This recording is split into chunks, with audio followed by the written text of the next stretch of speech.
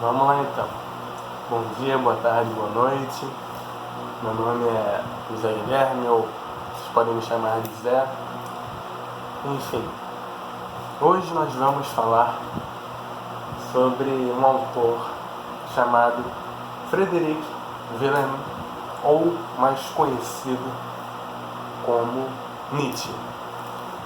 Ele é um filósofo prussiano que vem da Alemanha, né?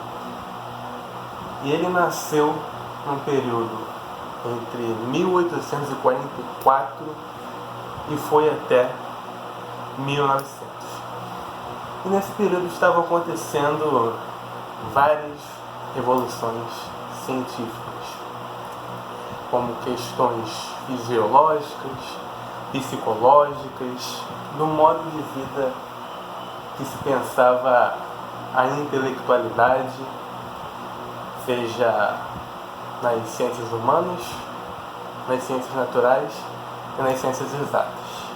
Então ele foi marcado por influências desse período também, né?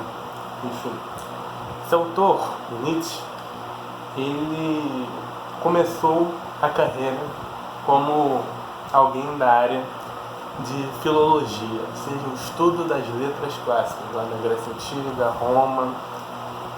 E nisso ele estava acostumado também a sofrer influência da cultura, ou seja, o estudo dele, por mais que sejam nos textos antigos, isso não exclui o fato de que ele estaria analisando, sobretudo, a cultura antiga.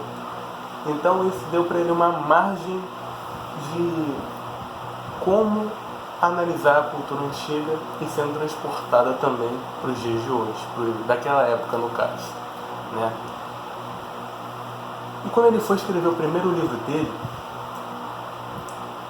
que foi O Nascimento da Tragédia, e ele ainda estava na área de filologia, falaram para ele: cara, não é dessa área não, cara, tu tá escrevendo filologia não, tu tá escrevendo filosofia. Então ele falou: opa, acho que estou na área errada, então vamos começar a se aventurar em outros horizontes, em outras áreas, em outras terras. E foi o que ele foi fazer. Ele se direcionou para o campo da filosofia. E bom, estou dando uma contextualizada nele, como ele veio, o que ele se tornou, por que ele se tornou o que ele é. Ele estava no campo da filologia, depois foi para a filosofia, né? Então ele estava sofrendo ali bastante influência dos textos antigos. Isso confrontava-se com a influência do tempo dele, entre 1844 e 1900, que estavam acontecendo muitas revoluções científicas. Então o cientificismo estava muito em voga, estava muito em ascensão na época, era a efervescência, era o baile da época, era as revoluções científicas. Então era algo que ele também entrava em contato, né? Mas beleza, acho que já conseguimos dar uma contextualizada no autor. Vamos então, nesses intensivão de Nietzsche, nesses 20 minutos, tentar trabalhar 3 campos de Nietzsche: a moral, a arte e a ciência.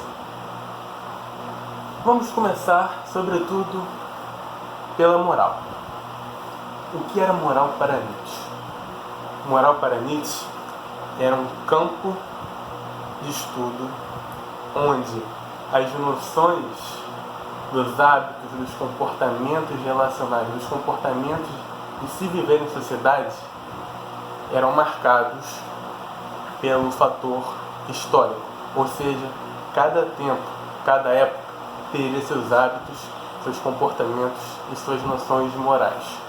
Ou seja, a influência de outras épocas não seria bem-vinda, porque elas seriam carregadas por marcas temporais, ou seja, cada época tem seu diferencial, tem sua diferença. Então você pegar a influência de outra época é algo que prejudica na sua época, porque você meio que está intoxicando a sua época por outras épocas. Vamos lá. Então, moral é um conjunto de hábitos marcados pelo fator histórico, para Nietzsche. Né? Enfim. Aí, o que a gente pode trabalhar dentro da moral em Nietzsche? Primeiro ponto, o platonismo. O que seria o platonismo para Nietzsche? O platonismo para Nietzsche é uma concepção advinda do filósofo Platão, só que se tornou um conceito para Nietzsche, que seria nada menos que uma forma de você pensar a vida estritamente voltada para o âmbito do depois, do futuro, do porvir, do que está diante dessa vida, do que está além desta vida. O que Platão chamava do mundo das ideias. Para Platão existia o mundo sensível, que é o mundo das experiências, o mundo onde a gente vive, o mundo da natureza, e o mundo inteligível, ou seja, o mundo perfeito, o mundo onde tudo que tem aqui na Terra está mais perfeito naquele mundo inteligível. As formas perfeitas e universais estão no mundo inteligível. E o platonismo seria uma forma de você viver pensando no mundo inteligível. Você vive no mundo sensível, mas você espera que no fim dessa vida você se encaminhe, se direcione para o mundo inteligível.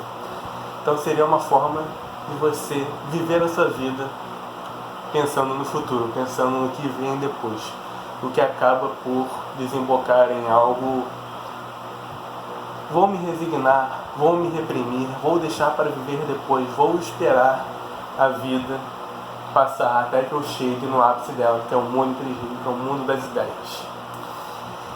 E Nietzsche abominava isso. Para Nietzsche não tinha que ser assim. Isso eu deixei mais para frente. Então eu falei do platonismo agora. Então vamos para o próximo. Qual que é o próximo? Cristianismo. Por que falar de cristianismo? Porque para Nietzsche, cristianismo é fruto do platonismo. É uma influência direta.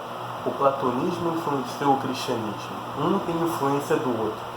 Eles são intimamente influenciados. Por quê?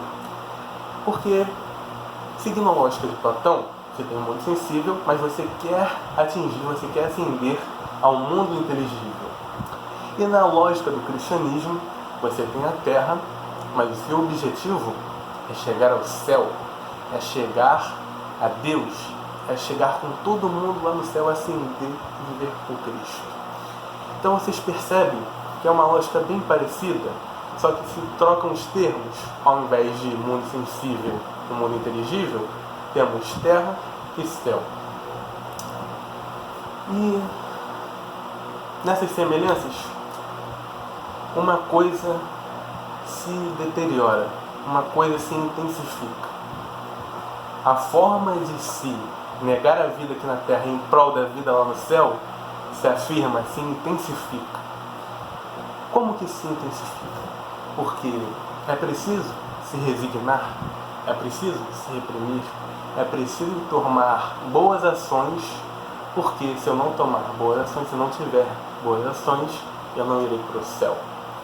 E percebam que essas boas ações não têm um objetivo nelas mesmas, mas o objetivo é ir para o céu.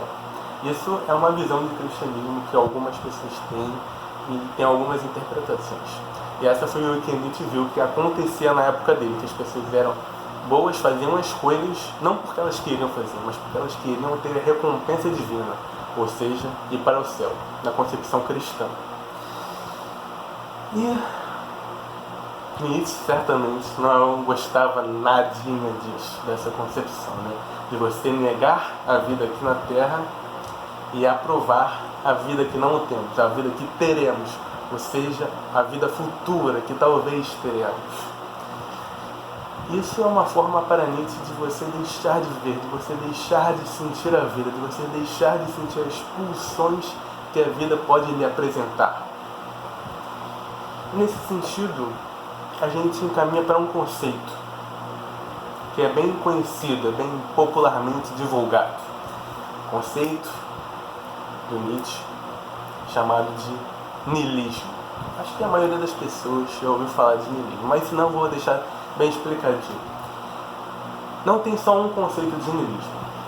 O niilismo ele é conceitualizado historicamente. Por que historicamente? Porque existem diferentes tipos de niilismo. Primeiramente, existe o niilismo clássico, o niilismo que surgiu na Grécia Antiga. E esse niilismo é o quê? Nil, de nihil, significa nadismo. E isso foi uma tradução de nihil para niilismo, que significa nadismo. Em outras palavras, significa uma vida por nada, uma vida sem nada, uma vida sem sentido, uma vida sem significado. A vida perdeu esse sentido, foi completamente esvaziado o sentido da vida. Esse é o niilismo clássico, mas não o niilismo de Nietzsche. Esse não é o niilismo de Nietzsche. O tempo vai e tempo vem, da Grécia até a modernidade, contemporaneidade, surge Nietzsche e ele inverte o conceito de niilismo. Para Nietzsche, niilista não é aquele que não vê sentido na vida, mas é aquele que pega o sentido histórico de outras concepções e impõe na sua vida como uma crença cega, sem se perguntar o porquê daquilo, sem se perguntar se aquela realidade se adequa à sua. Vamos tentar clarificar isso, vamos tentar deixar mais explícito. O niilismo para Nietzsche é uma forma de você se apegar a fés, crenças, concepções cegamente, sem se perguntar por que eu estou fazendo isso, que influência eu estou sofrendo para isso. Então, objetivamente falando, o niilismo para Nietzsche é você radicalmente acreditar que a vida tem um sentido baseado em outras concepções e você não está aberto a reformulações, a novos pensamentos. É você estritamente achar que a vida tem que ser dessa forma, que não pode ser de outra. Esse é o niilismo para Nietzsche. E dentro disso surge uma polêmica em Nietzsche, que a gente poderia falar que é um conceito, mas acho que o termo seria uma palavra melhor. Seria a morte de Deus. O que significa a morte de Deus em Nietzsche? É uma polêmica, né? Todo mundo acha, não, Deus falou que Deus não existe, Nietzsche matou Deus. Quando Nietzsche fala que Deus está morto, Nietzsche não quer dizer exatamente que ele matou Deus ou que alguém matou Deus. Mas ele quer dizer que a concepção cristã, ela intoxicou a religião, o cristianismo, não o cristianismo, mas Cristo. O que Cristo falava, a religião cristã intoxicou. Como assim? Cristo era uma pessoa que vivia pela vida em si, pelo amor da vida como ela é. Amar os outros acima de tudo, acima das diferenças, acima do dinheiro. E o cristianismo foi e mudou essa concepção várias vezes para amar os outros só a quem tem dinheiro, só a quem são pessoas de bem. E você percebe que isso é uma forma de distorcer o que Cristo pregava. É uma forma de você pensar que o Cristo gostava desses luxos, desse dinheiro, e não era bem o que ele falava. Então, quando Nietzsche fala que Deus está morto, ele está se direcionando não a Cristo, não a Deus, mas aos cristianismos, ou seja, ao cristão, aos cristãos. Porque os cristãos mataram Deus, mataram o cristianismo, mataram Cristo. Por essa inconsequência, por essa atitude de não ajudar. Agora vamos para a concepção artística de Nietzsche, fala da arte. Arte para Nietzsche era um modo... modo não. Arte para Nietzsche era a aproximação entre vida e arte. Era a vida e a arte se relacionando ao mesmo tempo. A vida e a arte se encostando, se afetando mutuamente. Um em contato com o outro. Vida e arte. Por que a vida não poderia ser algo de criar, de expressar? Sabe? E para falar sobre a vida, a gente pode falar de dois coleguinhas de Nietzsche. Dois coleguinhas que eu digo são conceitos que tem na obra de Nietzsche. O dionisíaco e o apolíneo. O que são o dionisíaco e o apolíneo? O dionisíaco e o apolíneo são formas de se pensar a arte, impulsos artísticos, formas de como a arte pode ser concebida. Primeiro temos o Apolo, o deus Apolo, o deus da luz, do sol, da beleza, das boas formas, boa medida. Esse é o deus Apolo. Mas do outro lado do continente temos o deus Dionísio, que é o deus não oposto, mas diferente. O deus do exagero, o deus da desmedida, o deus das festas, dos vinhos, da loucura.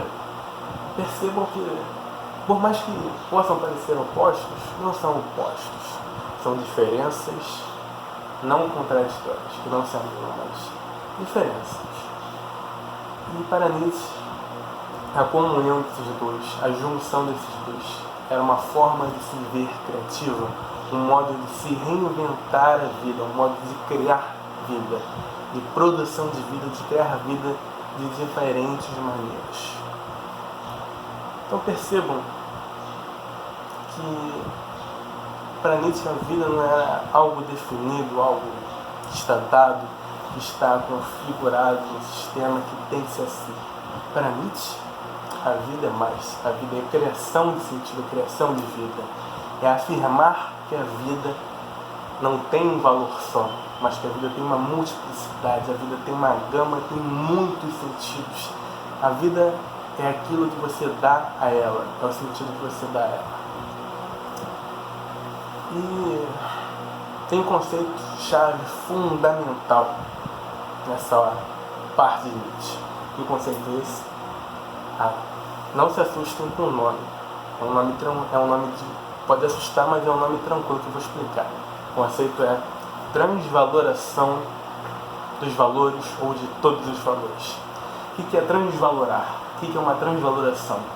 Nada mais nada menos que você reavaliar, que você inverter, que você repensar um modo de vida, um modo que você tem valor sobre a vida. Vamos reinserir, repensar, redirecionar como a vida tem valor para você. A gente pode simplificar isso, reduzir a mudar o sentido das coisas. Enfim, vamos para a última fase dessa aulinha de 20 minutos desse intensivão de Nietzsche, que é o que? A concepção de ciência para Nietzsche. Mas eu vou juntar essa concepção de ciência com a razão. Razão e ciência para Nietzsche podem ser usados muitas vezes como sinônimos. Por que sinônimos? Porque razão e ciência estão no mesmo campo, estão no mesmo compartimento. E razão é um modo de se conceber a vida, né? Como eu falei no começo da aula, estava tendo muitas evoluções científicas naquele momento. Então a ciência estava em voga, a ciência estava ali a todo momento. E o que é, na visão de Nietzsche, o que é a ciência? É um modo metódico, organizatório de você conceber a vida. Em outras palavras, é você ver a vida, enxergar a vida de modos definidos, pré-determinados e lógicos. E Nietzsche discorda disso completamente, porque Nietzsche não acha que a vida seja organizada de forma lógica. A vida para Nietzsche é muito mais do que uma lógica científica. Nietzsche, talvez seja, talvez não.